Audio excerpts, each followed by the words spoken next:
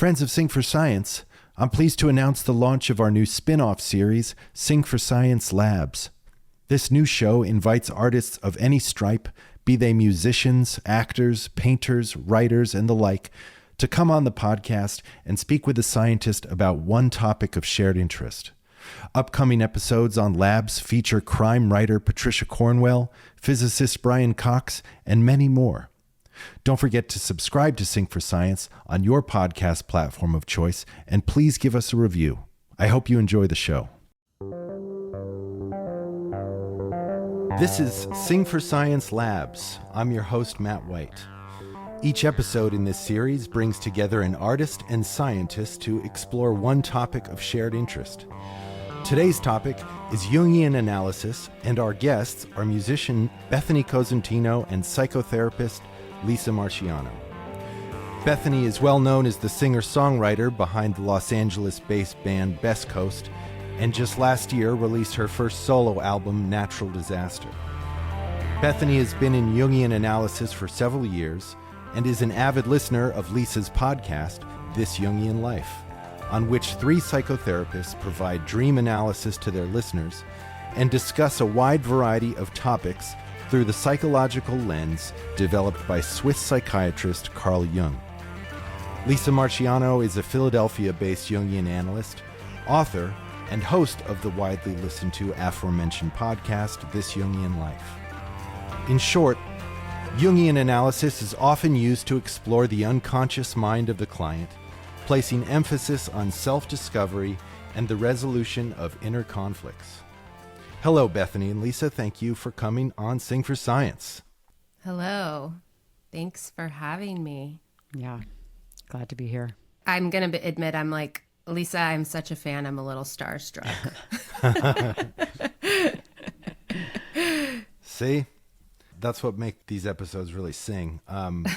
So I just want to start out, I want to kind of get us rolling with this one quote. Lisa, did you want to say something? I was just going to say I've never been called a scientist before, so I'm still kind of disoriented from that. But yeah.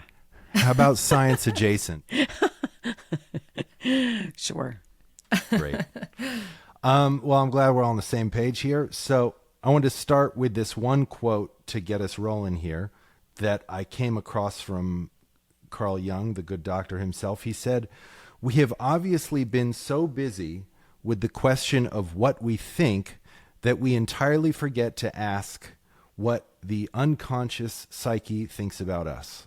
So if I hadn't already been sitting down when I read that, I would have had to sit down soon thereafter. So my guess is that's kind of what makes up the foundation of this school of psychology. So I just kind of wanted to get your thoughts on that to start our conversation. Either one of you.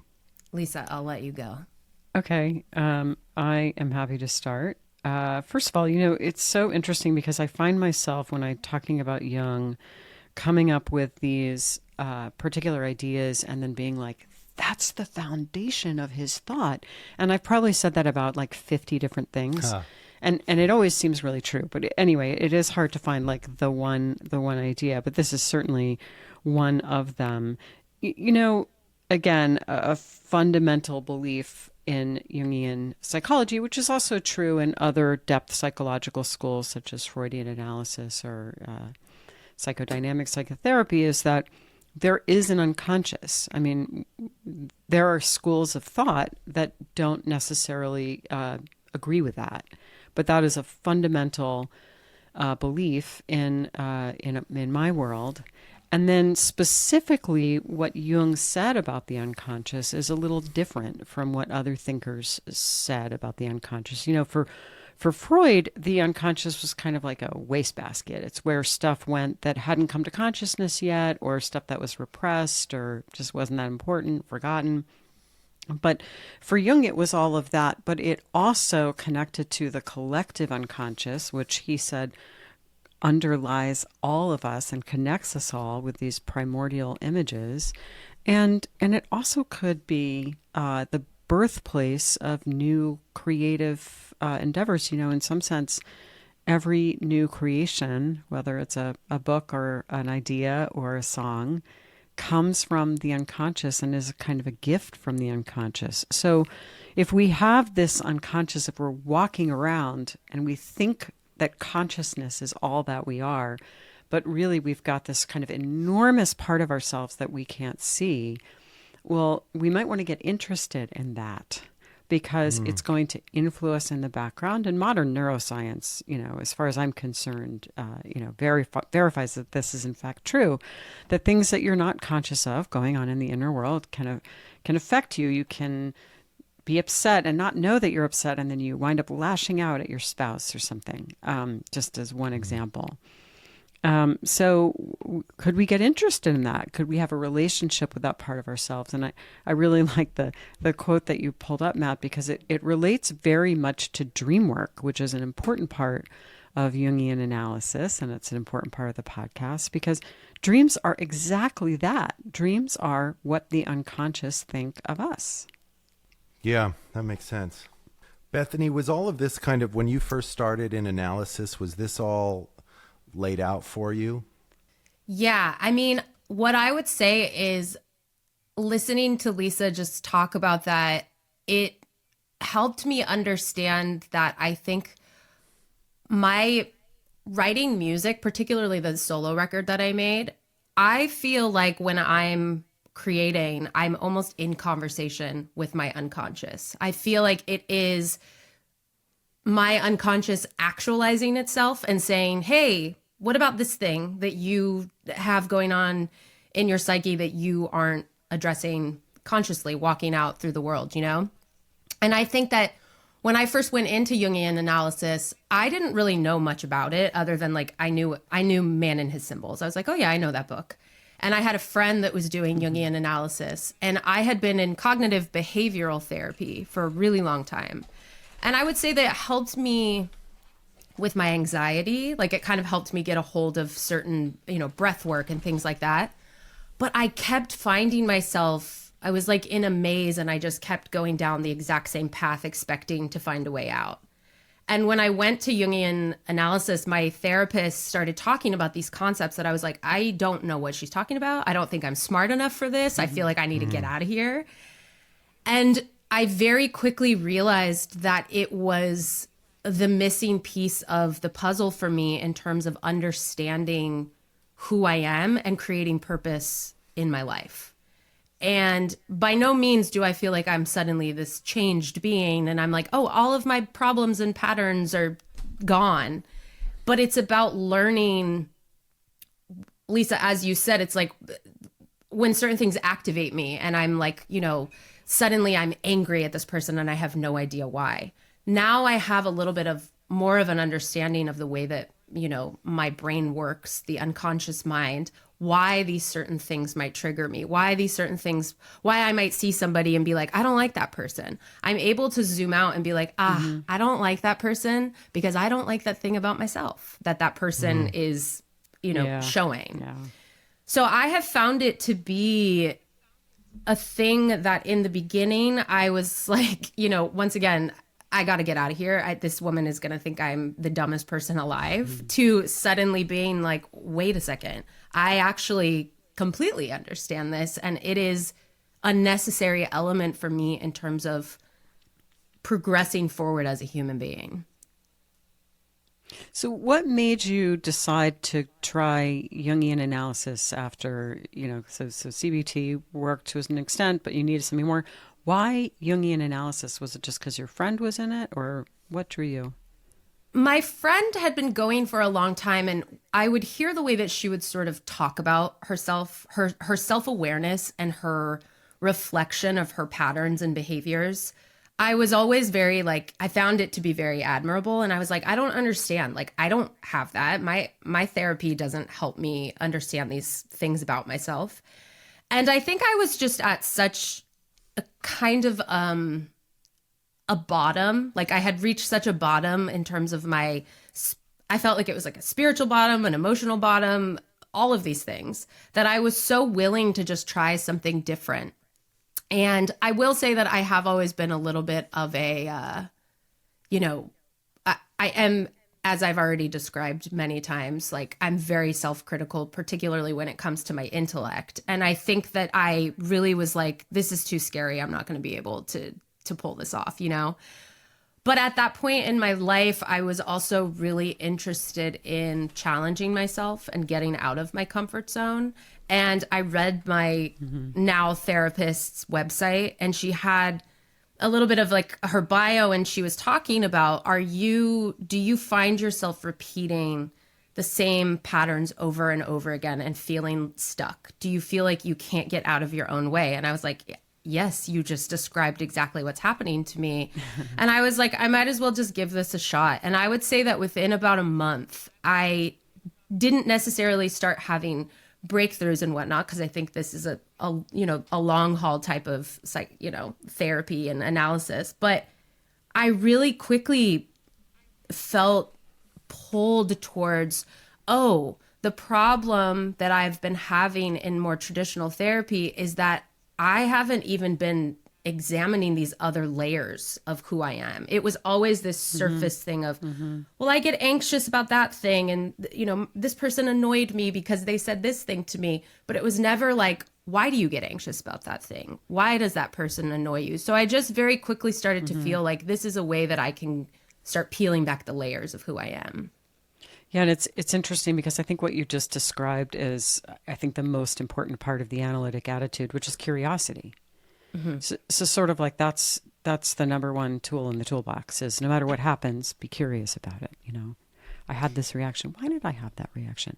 The other thing I'll say is we did this episode with Jonathan Shedler, who is a psychoanalyst, and well, at least he's a psychologist, but he is a very well known and kind of widely published psychologist who's studied and looked at the research around psychodynamic therapy versus cognitive behavioral therapy. And I definitely think there's a place for CBT, but we hear all the time that it's the gold standard and all of this stuff. But his research is really interesting because it lays out that people going into CBT versus psychodynamic, that's like this kind of Jungian analysis is a kind of psychodynamic psychotherapy. Okay. So both groups experienced about the same improvement.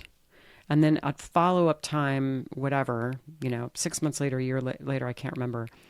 This group had held on to the benefit. The CBT group had not.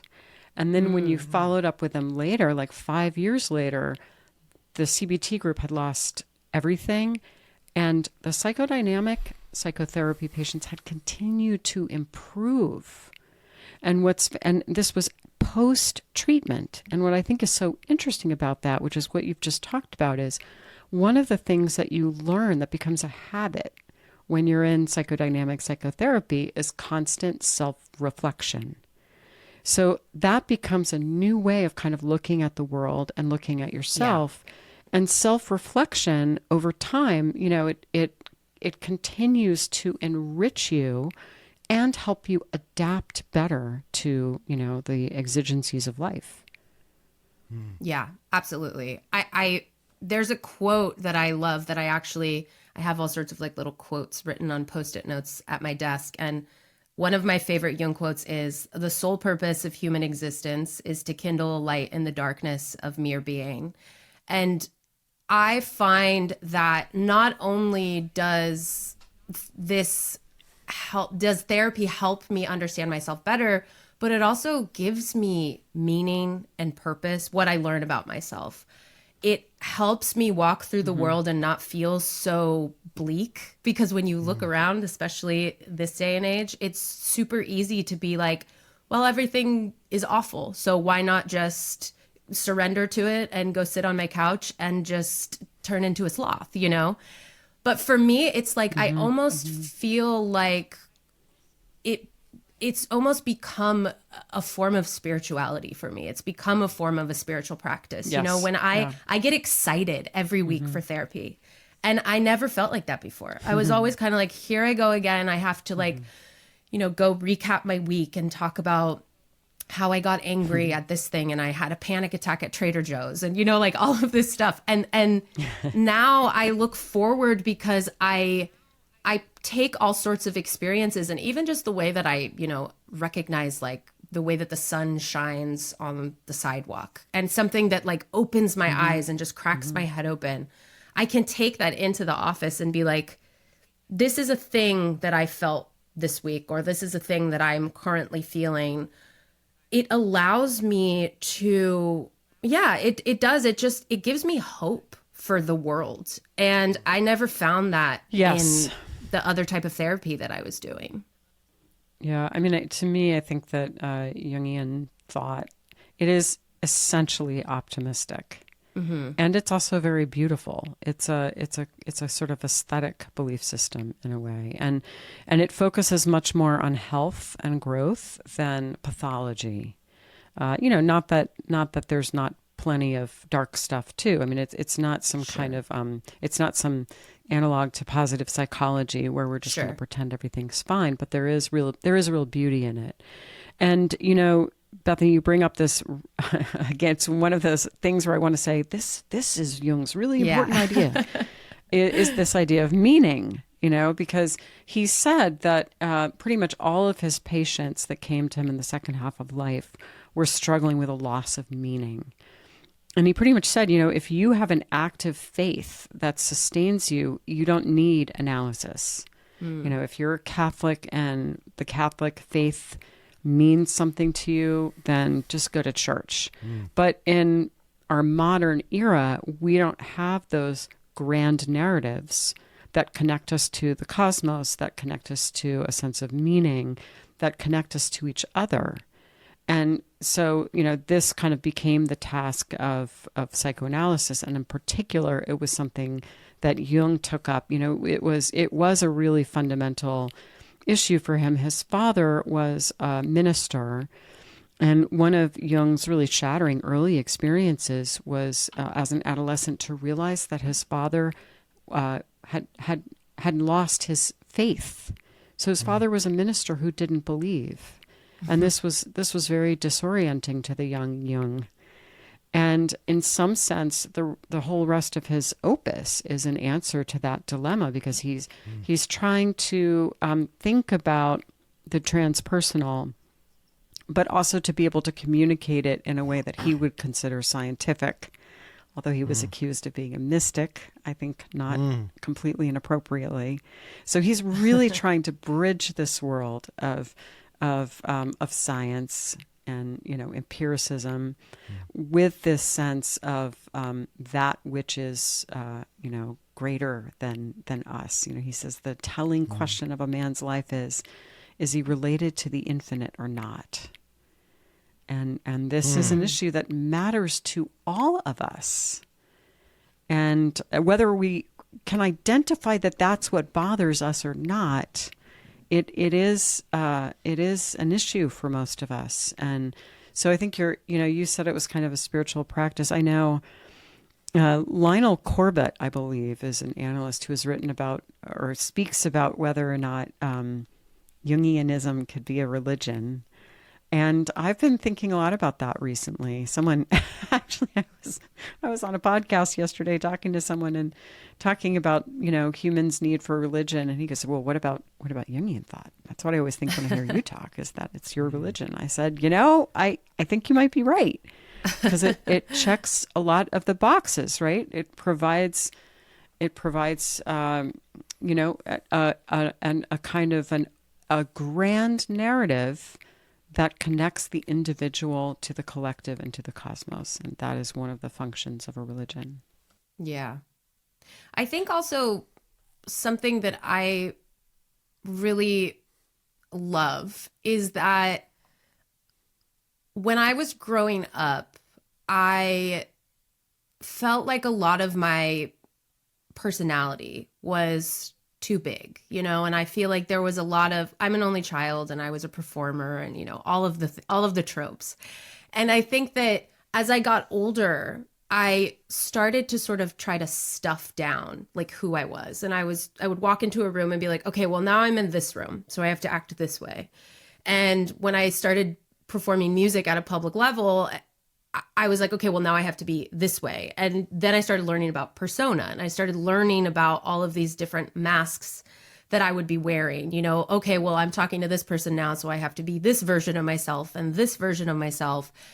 And I think what happened for me and why because, as Matt said in the beginning, I have a band called Best Coast that I was doing for 15 years, and I made a solo record last year. And I think part of why I needed to split off and go my own way and go explore who Bethany is as both a person and an artist is because I became so over-identified with the persona of Bethany of Best Coast, to the point where when things were critiqued or criticized, if there was negative reviews, I took it so personally as like, this is about me.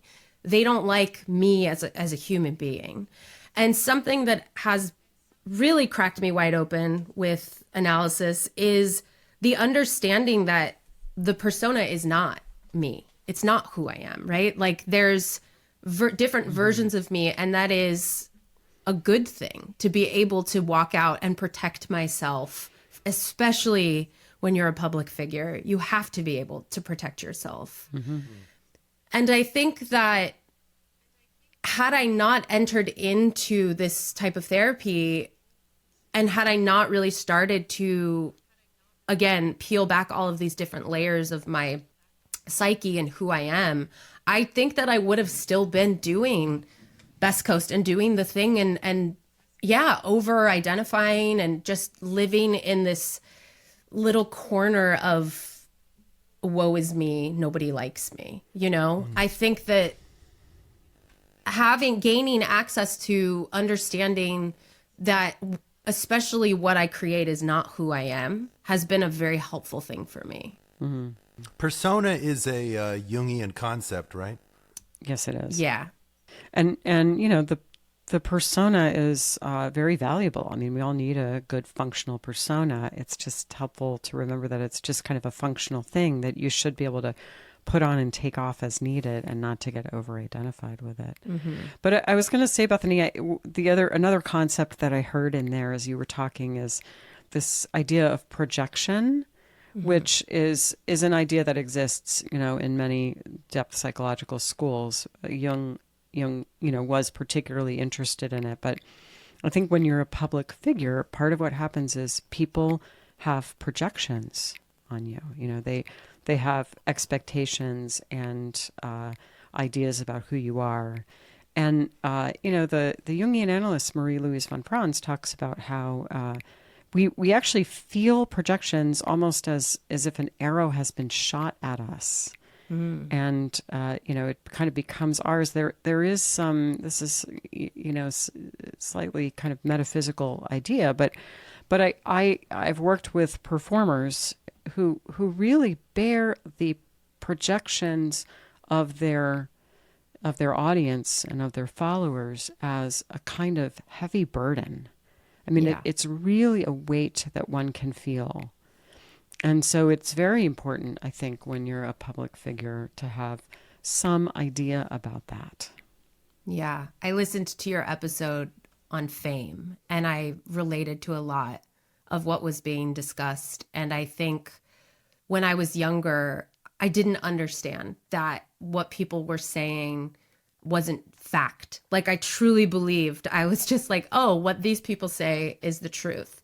And then it almost becomes, for me at least, it became a thing of, well, if they say that I'm that way, then I guess I need to be more that way. And it was almost like I would evolve and become more of a version of who the public said I should be. And I would go, deeper into playing the role. And I think that having an understanding that the Bethany that I am when I'm on stage, or the Bethany that I am in an interview, or the Bethany that I am, whatever it is, when it is pertaining to the work that I do, the music that I create, it's, yes, it is me, but there's also like I think of the mask sort of as, it's like, I put it on and then it's almost like it protects me. But I think for a long time I thought, well, I can't have that. Like, I need to be fully authentic. But also I didn't know who I was. Mm-hmm. So how could I be authentic? You know what I mean? It's like, Yeah. And do we ever really know who we are? No, I don't. Yeah. I mean, my opinion is constantly changing about myself. I'm like, oh, I'm this way, but then I'm this way. But, I think also that is something that I've learned is all of the parts of myself, none of them are bad, right? They all make up who I am. And I think that I also, for a long time, thought, well, this thing about me is less than ideal, right? And I'm not saying that I find my therapist to like enable my bad behavior. She's not like, oh yeah, go do that because that's your shadow and that's what you should be doing. But instead, it's not like I am a horrible person for thinking this thing, or I'm a horrible person for feeling this way or acting this way. It's becoming conscious of it, and then the integration, right? Like learning how those things can help me.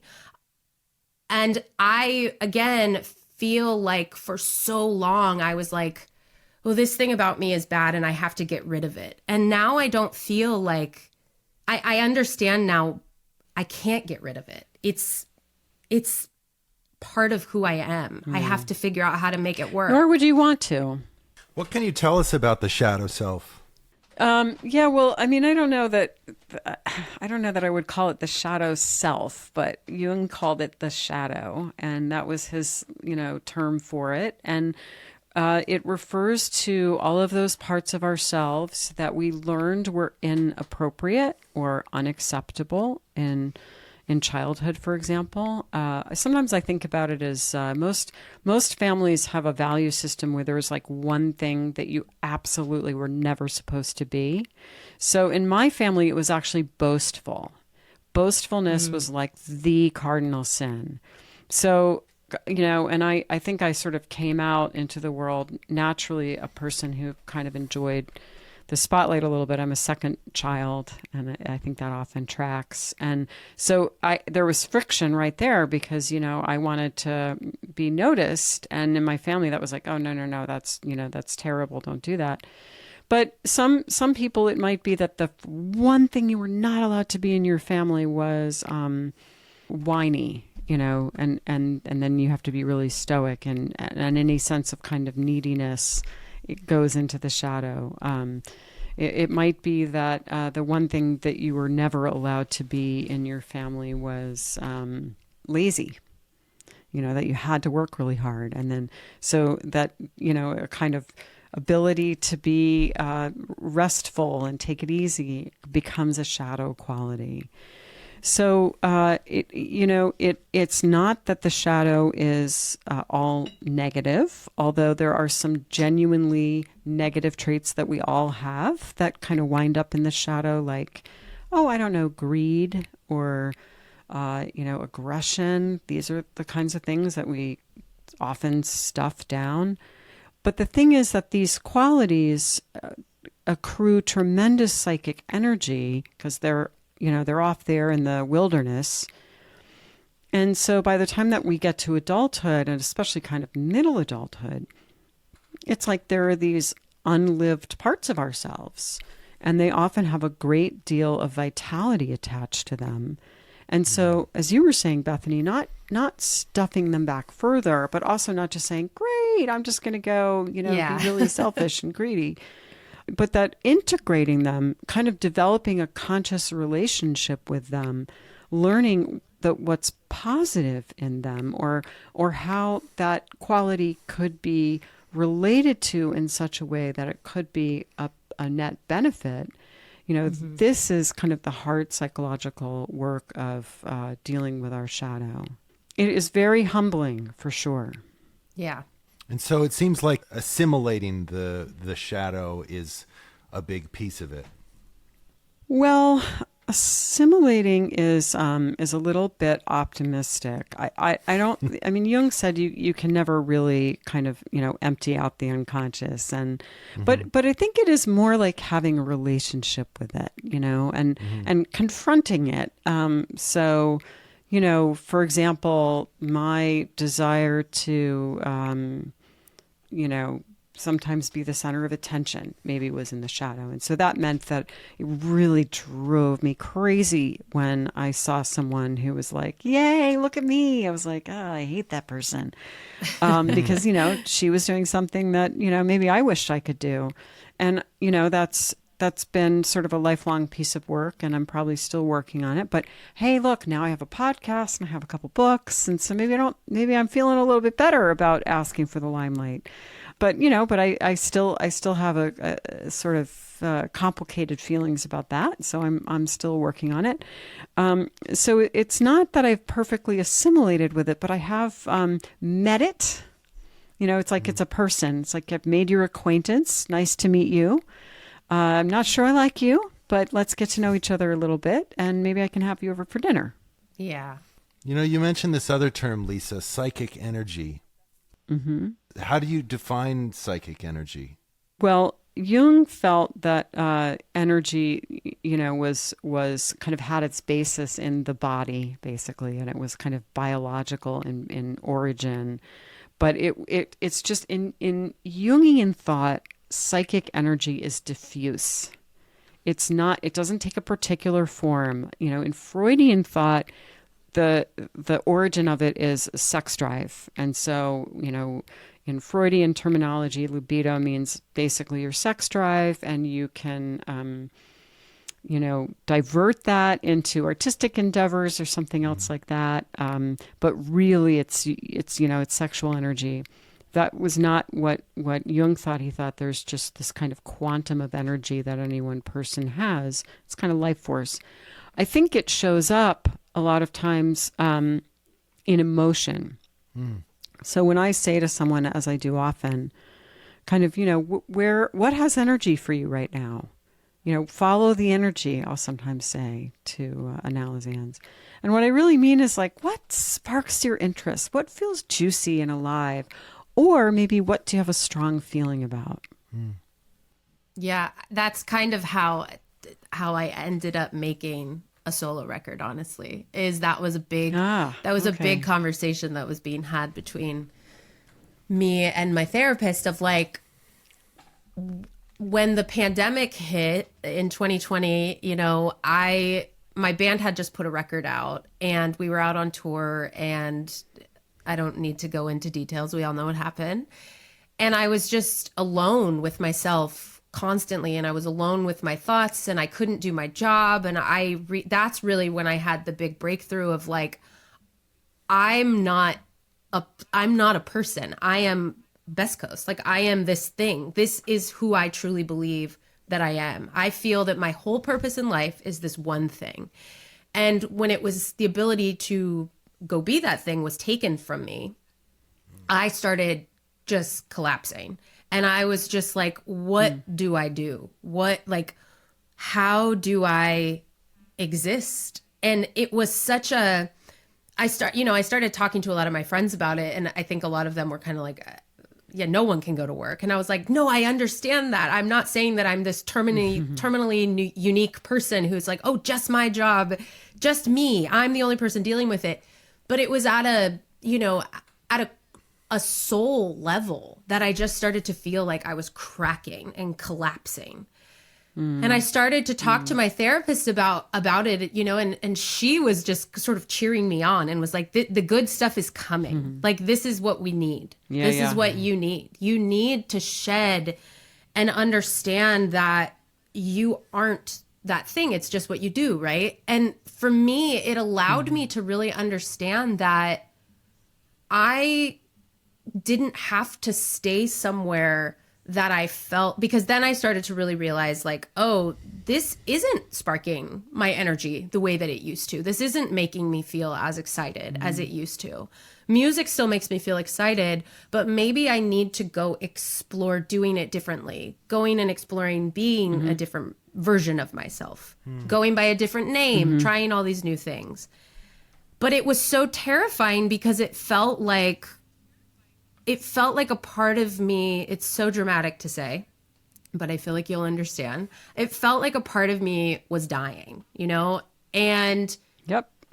The moment that I sort of allowed myself to let it die and just sort of sit and be like, okay, everything's okay here. Like, I'm still standing on solid ground. I just started to follow what was calling me, what was giving me sort of that libidinal feeling inside of just passion and excitement. And I followed it right to Nashville and I made a record, you know, and that's really how it all happened, is I just let myself, I really let myself connect with what my soul was gravitating towards. And I didn't even really understand it at the time. I was just like, okay, sure, one foot in front of the other sounds good to me. So, you know, what you just described, it doesn't sound dramatic at all to use the dying metaphor, because that is what happens. And that is such a powerful metaphor that shows up again and again in fairy tales, myths, and religious symbols. And what you just talked about is the mythologem of the voluntary sacrifice. You know, which occurs, of course, in the Christian myth, you know, that Christ let himself be sacrificed. You let yourself die.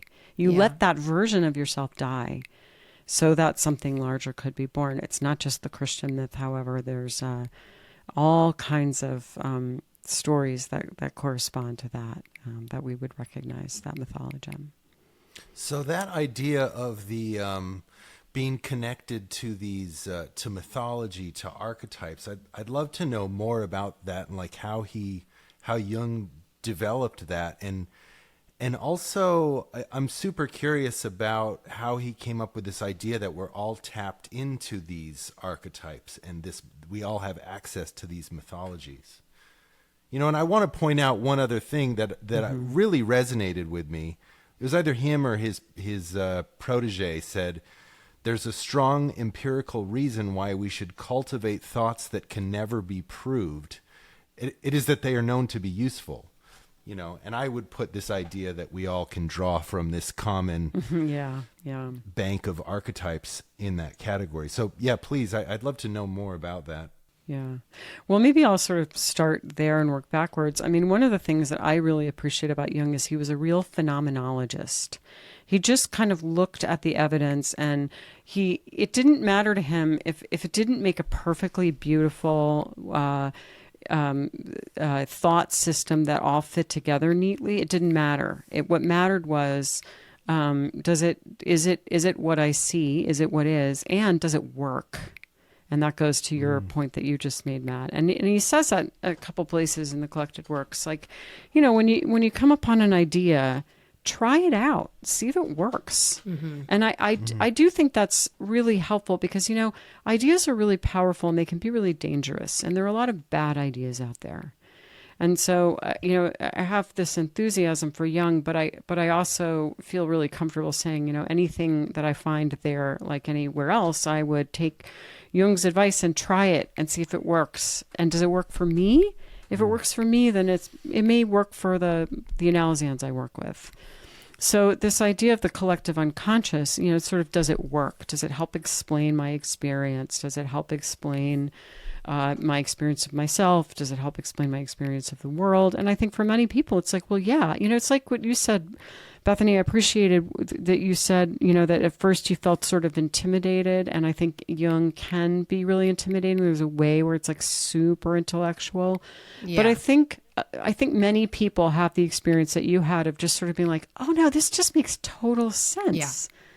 You know, I remember when I kind of found Jung, which is sort of an interesting story, but it was like, oh my God, I've just found a document that's written in my mother tongue that I didn't even remember that I spoke it. Yeah. You know, it was more like that. So in some ways it just kind of makes sense. And I think, you know, archetypes, sometimes it's like, wow, that's weird. But then you think about it, it's like, oh no, that makes total sense. So one of the stories about Jung and the collective unconscious, and this is partly how he explains it, but I'm sure this is a little kind of simple, is early in his career, he worked in a psychiatric hospital in Zurich called the Burghölzli, which I have been told I pronounce terribly. But anyway, he worked there, and, you know, there were people with rather severe mental illness there. So there was the one man who was having hallucinations and delusions. And he said to Jung, he said, look out the window, look, the sun has this pipe that hangs down and it makes the wind. And Jung was like, oh, that's strange. And then Jung found reference to something very similar image to that, the phallus of the sun that would make the wind in Mithraism. And Jung said, there's no way this man could ever have come across that. And it's been examined, and some people, I think it was, I can't remember his name now, but someone wrote a book and said, that's not true, and this guy could have read this book or whatever. It doesn't even really matter, because at the end of the day, do images of the Divine Mother show up again and again and again in every single culture? Yes. Does the image of the voluntary sacrifice show up again and again and again? Yes. Does the image of the guardian at the threshold show up again and again and again? Yes. You read mythology from far-flung time and culture, and and it moves you. And you recognize the kind of universality of these ideas and their power to evoke strong emotion. And you recognize that there's a fundamental truth that's expressed through these mythological ideas that we can all recognize. You don't have to be Hindu to have a response to a 3,000-year-old story from Hindu mythology. It moves you, it touches you, it speaks to you, even if it's mysterious why it does so. It's so life affirming, I think to hear about that, this connectivity, it is. And I see it in music. I've mentioned this on other episodes. Paul Robeson, the great opera singer, when he was blacklisted, he got into ethnomusicology. And he wrote this whole piece about the Pentatonic Scale. And for listeners who don't know what that is, it's a 5-note scale. So if you just play the black notes on a piano, that's your pentatonic scale. And he saw it emerging in disparate cultures, different music, all across history. And similarly, it just really drives home this idea that we are all connected, by something purely innately human. Who knows if it's rooted in physics, if there's a psychic energy that we can't yet measure, that's an actual tangible thing. Who knows? But I love that you said that. It really isn't important to get down to the granular, how to talk about it, measure it. Mm-hmm.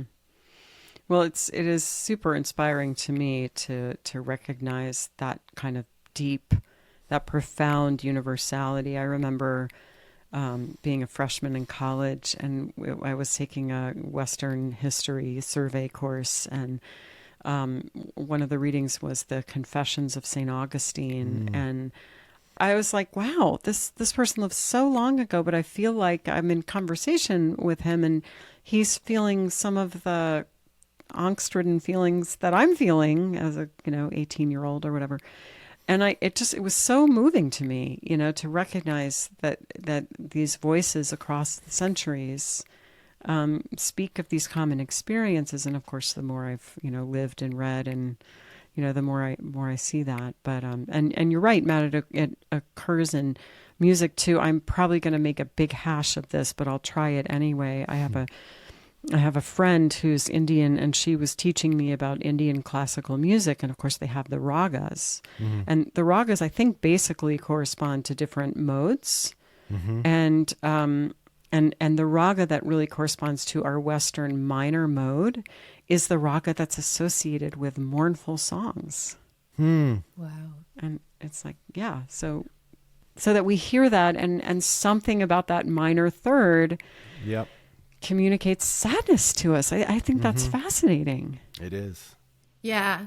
This is kind of too, I think what I was sort of getting at when I was talking about how I felt like this, being in analysis in this way has given me a sense of purpose. It's made me feel connected to a God that I didn't believe in before, because, and this is one of the huge things, is that I have learned over the last 5 or 6 years, I think it's closer to 6 years that I've been doing this, that all of us are just, it's a connection, right? All of us are having, sure, we're all experiencing life differently, but all of us are ultimately having, the human experience is just so, it's, and when I get honestly like very emotional about it, when I think about it, when I peel it back, sometimes I'll just be out on a walk and I'll see a person standing on the corner with their dog.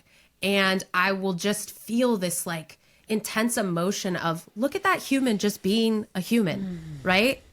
And I think that for me, that is something that I desperately needed, because I was such, oh my God, I was just the most like, there's no meaning to anything. Like nothing means anything. Who cares? What is this place? There's no proof that anything. It's kind of nihilism. Yes, exactly. And this has given me, it hasn't turned me into like, a full blown like Pollyanna of like, everything is fantastic all the time. But it has given me a language.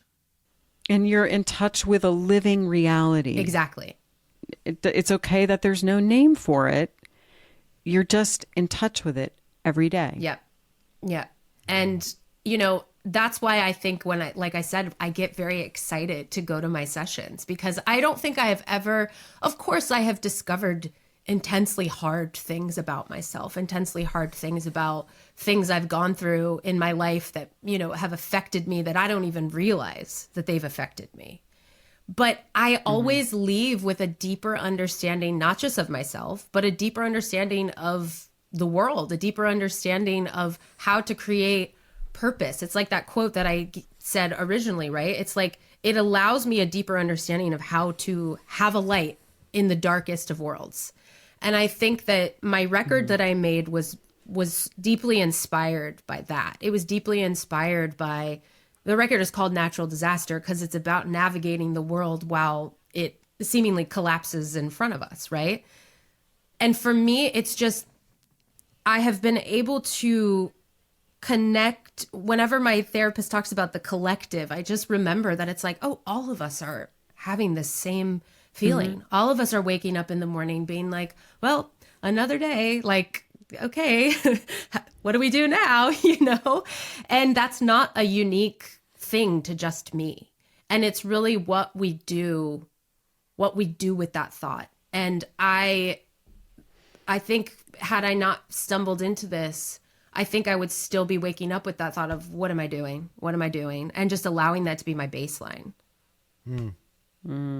Which is sad. That's a sad way of living. And I'm very grateful that that's not my experience anymore.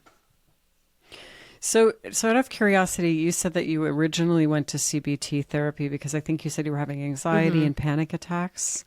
Have those resolved?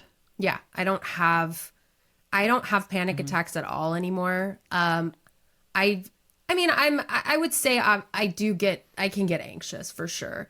But I think that some of my anxiety now is a lot more of just, I overthink things. It's like I get stuck in the hamster wheel of, and I mentioned this in the beginning, which was sort of the thing that scared me about this in general, was that my overthinking tends to often be about my intellect. I was always, and I think it's because when I was a kid, I was so good at music and singing, and that was the thing that I was always applauded for.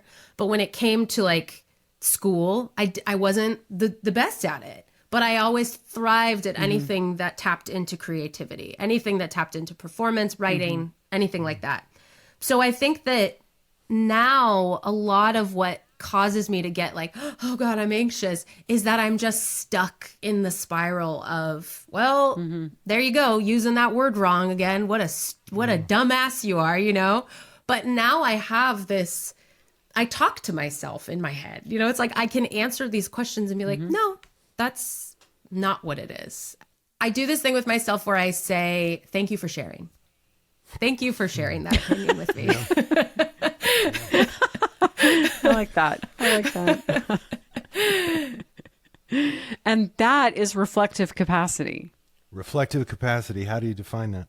Just the ability to sort of to self-reflect, or to what they call it, another kind of psychobabble word for it is kind of mentalize, to sort of think about your thinking. Mm-hmm. To be curious about your inner process. Like, what did while I'm feeling in a bad mood, oh gosh, 10 minutes ago I started berating myself for using the word wrong, and now I'm not feeling good, Mm-hmm.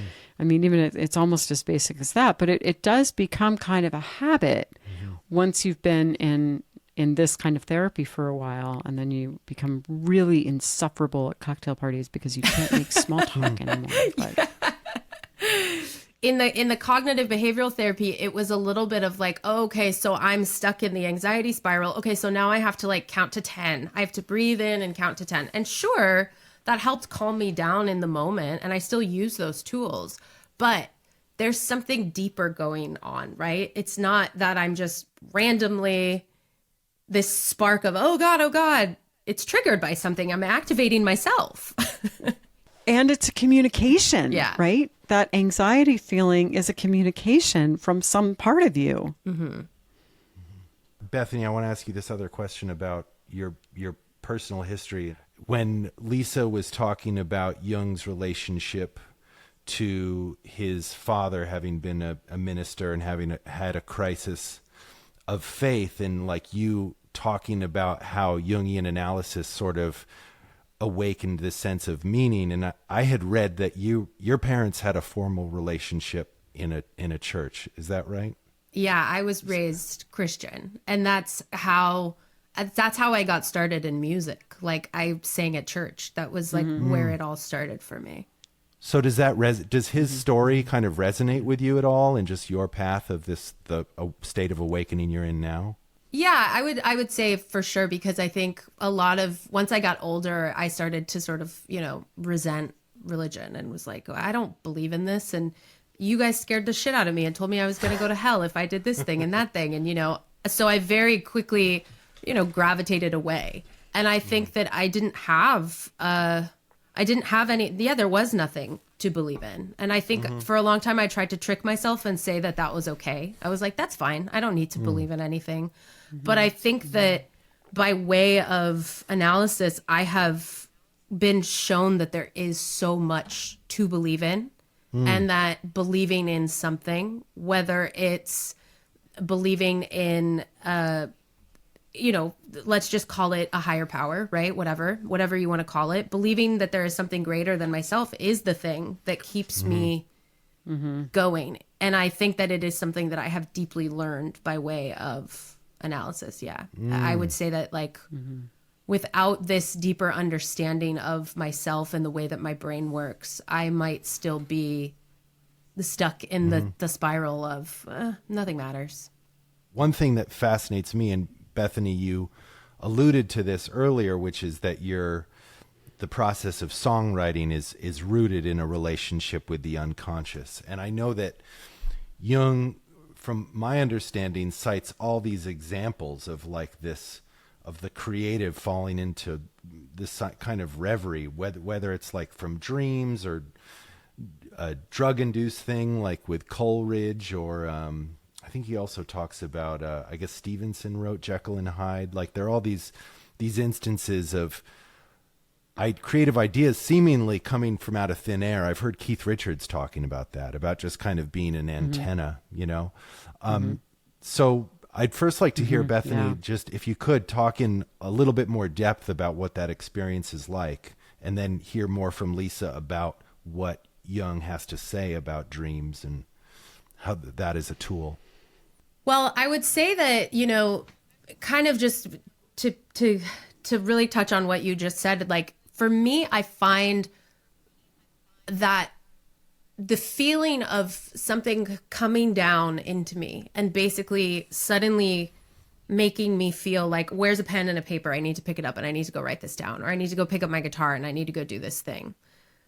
That in and of itself is, as going back to what I was saying before, is proof of something bigger, right? Because I can't explain where that comes from. I absolutely am like, couldn't tell you.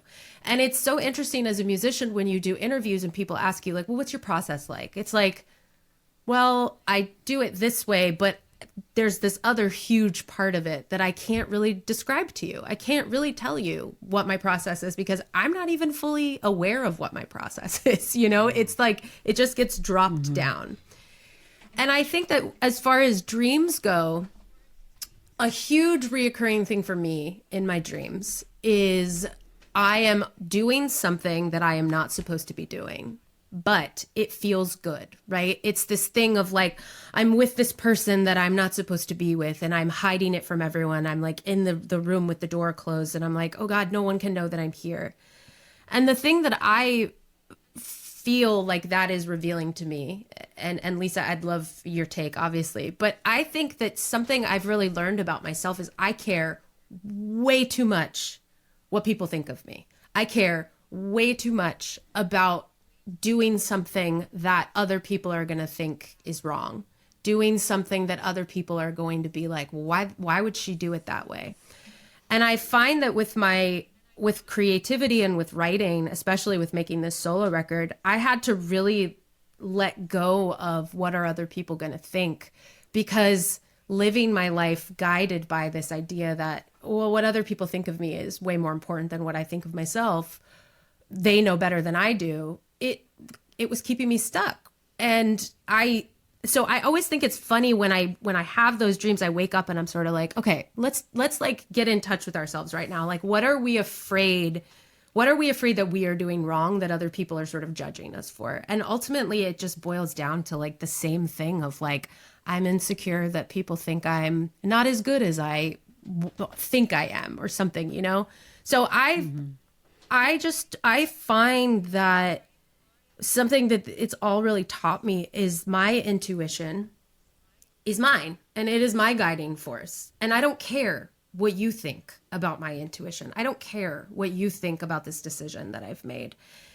That has been life-changing for me. And of course I still get insecure and I'm like, well, I don't know, whatever, neurotic, overthinky.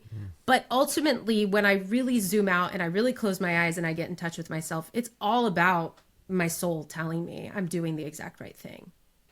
Well, and I would say that that's a really interesting dream image, because in addition to the meaning that you've given it, which I think is, valid, on a kind of intrapsychic level, creativity is always a transgressive act. So you're saying that the common denominator in your dreams is transgression. And it is a kind of fundamentally transgressive act, because in a way we're stealing something from the unconscious and bringing it into consciousness. And also, there you are in that one dream example that you gave, uniting with something that feels forbidden. So you're connecting with some part of yourself that feels like you're not supposed to connect with it. And often that which is transgressive on a psychological level that's always where growth is. That's why, in myths and fairy tales, for example, it's often a positive thing when someone steals something. Because, we're breaking the rules and we're stepping into something that is growthful. I mean, Jung definitely talked about the link between dreams and creativity. And you're right. Robert Louis Stevenson kind of had a dream that inspired Dr. Jekyll and Mr. Hyde. And, Bethany, you were talking about your creative process and sort of like, well, I don't know where that came from. I mean, Jung would say that which is creative always comes from the unconscious. So when you write a new song, you should thank the unconscious. When you come up with a new idea, you should thank the unconscious. And, just like you were saying, it's like, I don't know where that came from. When you wake up in the morning with a dream, most of the time it's like, oh my God, I could never have thought of that dream scenario. Yeah. I would never have thought of that. So it comes, just like you were saying, Bethany, it comes from some part of ourselves. It is kind of nightly proof that there is something other than ego in there. And I think that when you start working with dreams and you see that they're not just like really weird, but they're also full of beauty and wisdom, then it's like, not only is there something other than ego in there, but there is something wiser than ego in there. And that is a pretty astounding thought. For Jung, are dreams the only expression of the unconscious? Or does the unconscious manifest in other ways in our lives? Oh, absolutely not. The unconscious can manifest through like mistakes or, slips of the tongue, in kind of classic Freudian sense. It definitely manifests through art. And Jung was actually quite an artist. And it manifests through fantasies. Jung cared a lot about patients' fantasies and imaginations. And there's a lot that comes through that. So, I mean, I think it's kind of always with us. It can manifest in bodily sensations. It can manifest in symptoms. So, another big idea of Jung's is that the symptoms that we have, whether it's anxiety or panic attacks or depression, that those are communications from the unconscious. So they're not just something to get rid of. There's something to engage. Yeah. I find that, I think I said this briefly in the beginning of the conversation, but I find that oftentimes when I write, I do feel like it's like my unconscious sort of like gets in the driver's seat and it's like, I'm here now, I'm going to do the thing.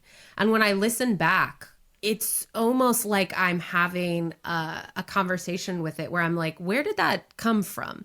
I have a tendency to, and again, I think this is, maybe it's persona, maybe it's just something that I need to, that I'm working on with myself, but I have a tendency in my personal relationships, particularly romantic ones, where I will be very hardened. Like I'm not very good at being romantic, but inside I feel this sensation to be this very soft version of myself, to be loving and open to intimacy, and to be this like, just, take the wall down and be like, here I am.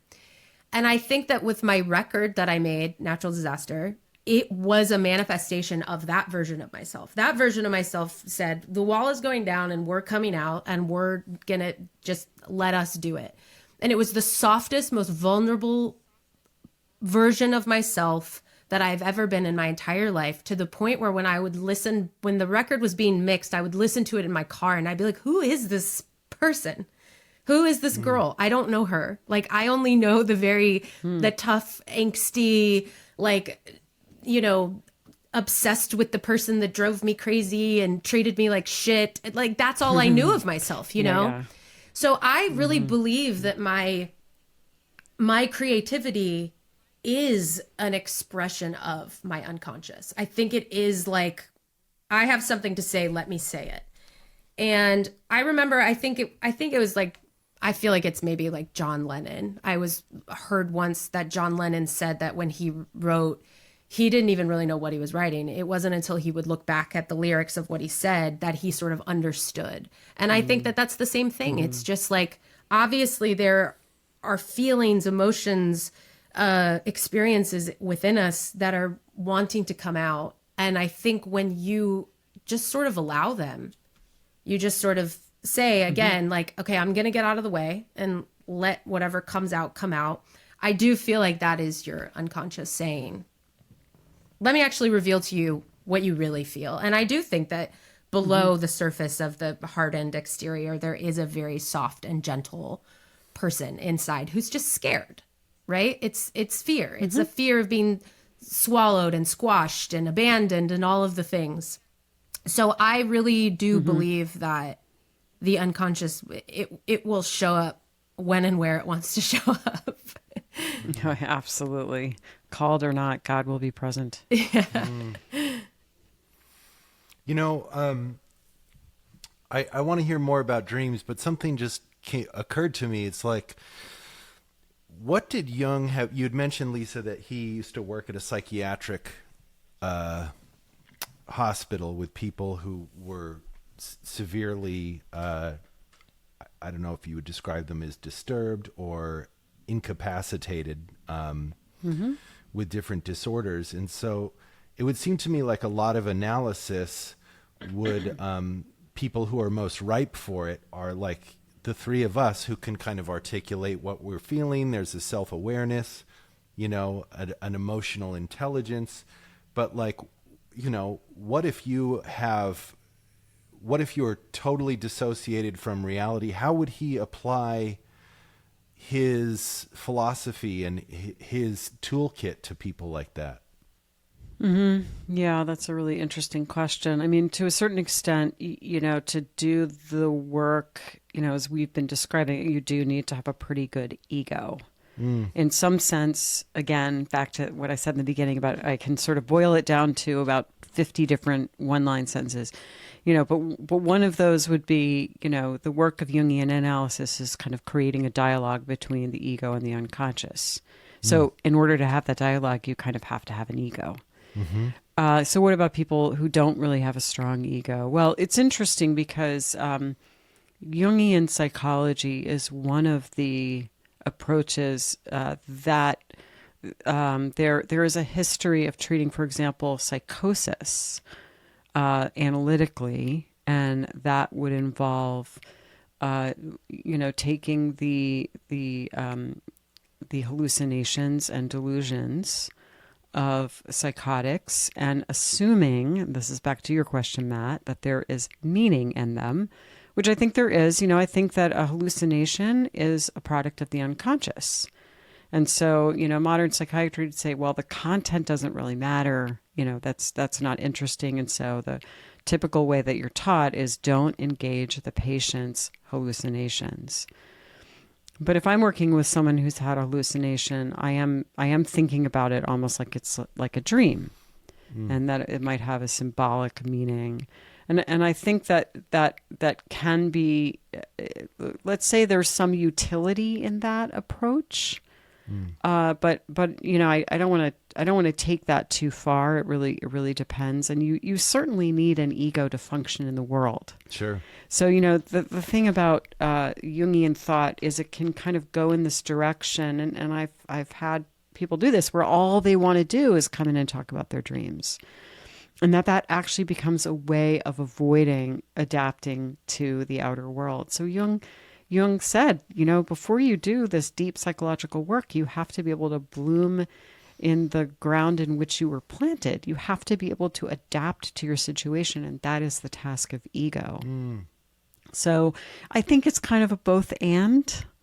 But I don't want to say, well, yeah, we can just, we could take anyone with psychosis and just cure them by treating their psychotic material as if it were, a symbol system. I think that there's some literature about that, and it's very, very interesting. And I've done some of that work myself, and I wouldn't go all in and say that is always the answer, or even the only answer some of the time. Yeah. So that's helpful. Lisa, I would love because I think it was something that would be really interesting to talk about is ego, because I think a lot of the word ego, I think to most of society is a bad thing. It's like, oh God, like you don't want to be egotistical. You don't want to have a big ego. And this is something that I'm still trying to learn and understand, because I do often be like, oh, that's just my ego. And my therapist is always like, you need your ego. Your ego is good.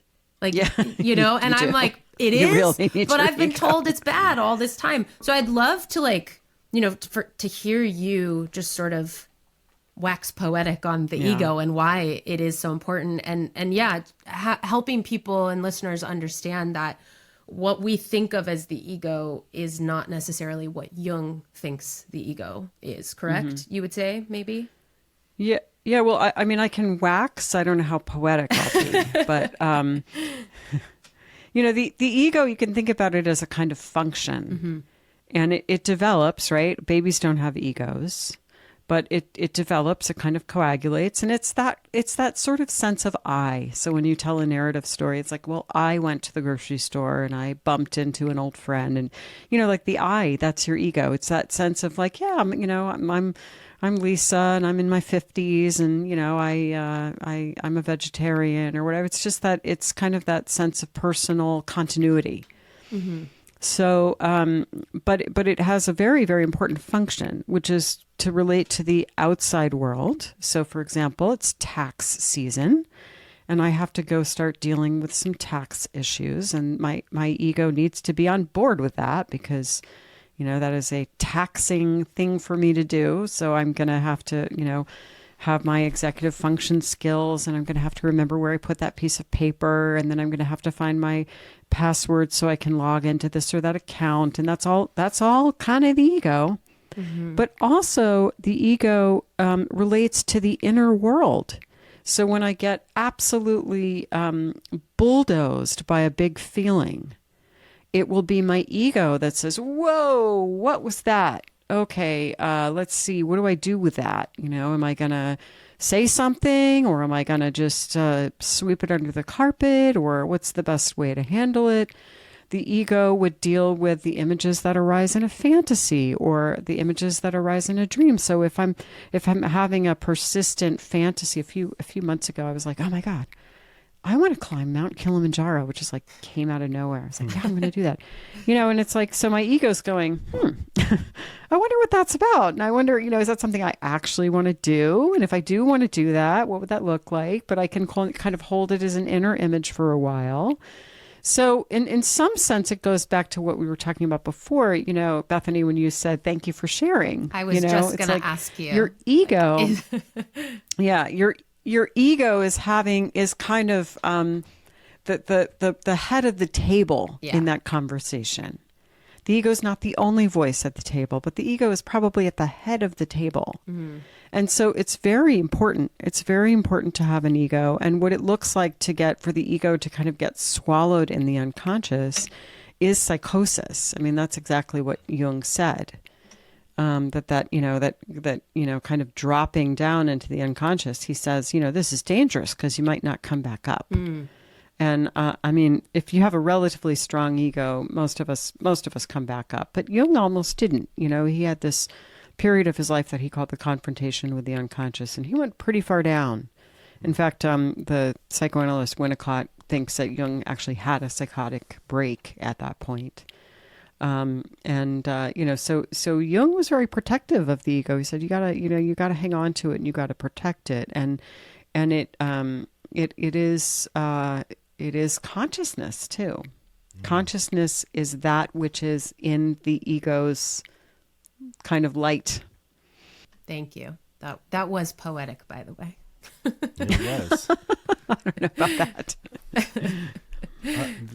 It would seem that he also talks about, from what I've read, that pride and I forget it's the Latin word for the Latin root of hubris comes up for mm-hmm. Jung, right? And so I'm glad Bethany brought that up, because distinguishing between ego and pride, I'd be curious to know just really quick what he has to say about pride, how that figures into analysis. Well, I mean, pride in the sort of everyday sense of like, I met this challenge and I feel pride. I'm proud of myself, or mm-hmm. I'm proud of my kid because they made the soccer team or whatever. I think that's a sort of ordinary kind of feeling. I wonder if you're talking more about hubris, and Jung yes. would put that in the category of inflation. So a psychological inflation is where the ego kind of identifies with an archetypal energy. And, that can feel wonderful, but it can be, very, very dangerous. So let's say that we're falling in love and someone thinks that we're really just beautiful, and we have this actual kind of change in state. We experience ourselves totally differently because we're kind of experiencing ourselves through the projection that this other person is putting us, and we actually feel like Aphrodite. I mean, that can feel really wonderful. But on the other hand, I mean, I think, trying to think of, inflation, we might think of certain political figures that I won't name as being, tremendously inflated, sort of thinking that you're, when the emperors were being, what do they call that? Crowned or the coronation of the emperors in Rome, the emperor would ride along in his imperial purple, and there would be a slave in the chariot with him who would whisper, "Remember, you are mortal." Because otherwise all those cheering throngs would make the emperor think that he were not a mere mortal. So we're always in danger of becoming inflated. And when you say archetypal energy, you mentioned Aphrodite. Is that an example of that? Yeah. So any of the kind of classical gods and goddesses, or they don't just have to be Greek. They could be from other symbol systems. But the gods of the different religious pantheons are examples of archetypes.